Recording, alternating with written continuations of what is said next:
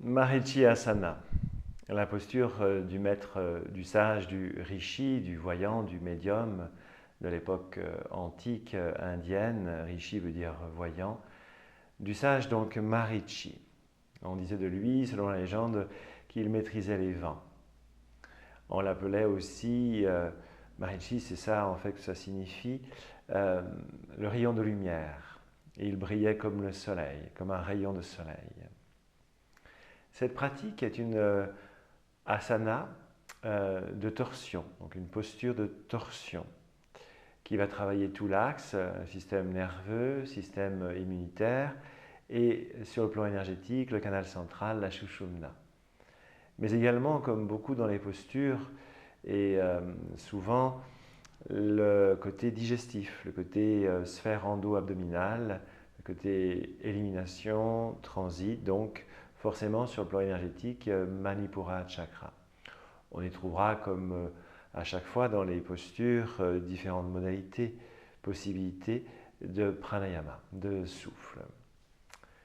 Elle consiste à étendre la jambe gauche par exemple pour commencer et à placer la jambe droite repliée, donc en hauteur, dans l'axe, le pied soit à hauteur du genou, soit on peut placer le pied un peu plus haut, au niveau de la cuisse. On verra qu'il y a aussi le fait de placer vraiment le talon contre le périnée. La torsion va agir en fait sur une ouverture. Donc on va placer le bras du même côté que la jambe et on va descendre pour ensuite lier la main derrière. Et ensuite on va se redresser. Donc les doigts sont vraiment liés. On se redresse dans l'axe. Et là, on pourra y faire les souffles. Hamsa, Soham, le mantra.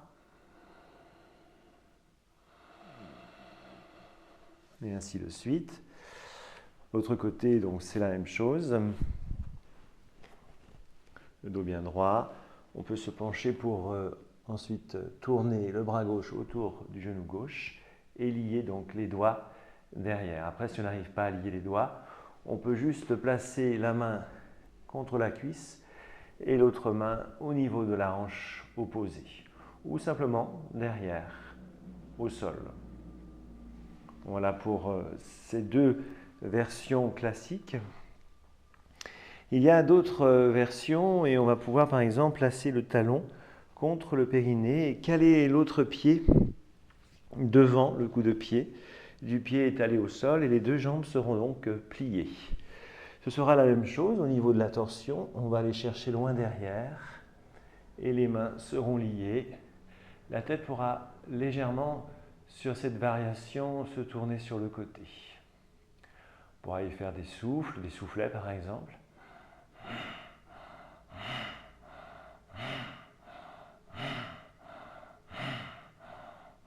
Et ainsi de suite. Bien sûr, l'inspiration, la rétention, un tant soit peu, et puis l'expiration. Il y a aussi cette variation, par exemple si je fais l'autre côté, où là on aura le pied en demi-lotus. Le pied bien calé devant. Et là c'est pareil, on va donc enrouler sur une expiration le bras droit sur le genou droit et on essaie de se redresser. Là le souffle, inspire, expire dans l'axe ou sur un chakra ou sur un nadi. Et dans ces variations de Marichi Asana, il y a aussi la possibilité de se pencher.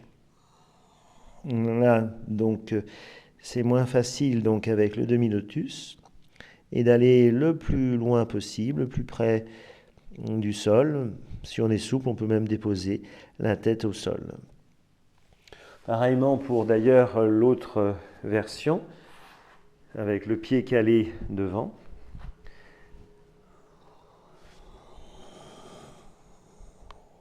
Donc des variations où on est penché, torsion et fermeture. Il y a même une autre version où on pourra se placer donc sur son périnée. Donc le talon au niveau du périnée. Et là, donc ça va aller un peu plus loin. On pourra même toucher le sol. Et le souffle.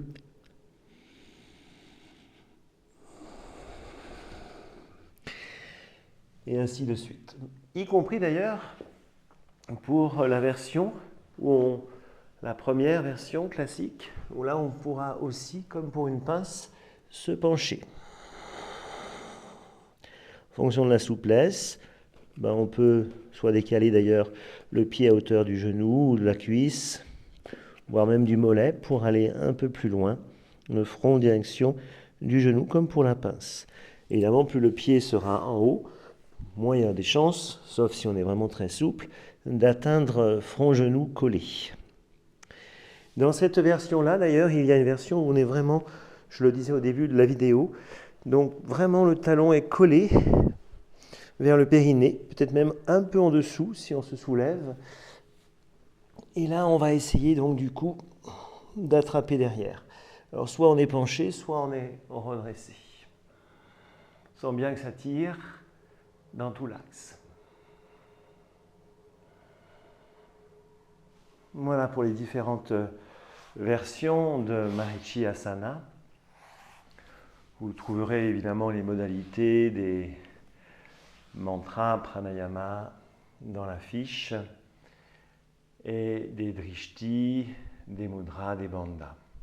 Généralement, donc bien sûr la base est contractée, la langue est tirée vers l'arrière ou vers l'avant et les yeux sont en Brahmadhyana. Belle pratique à vous.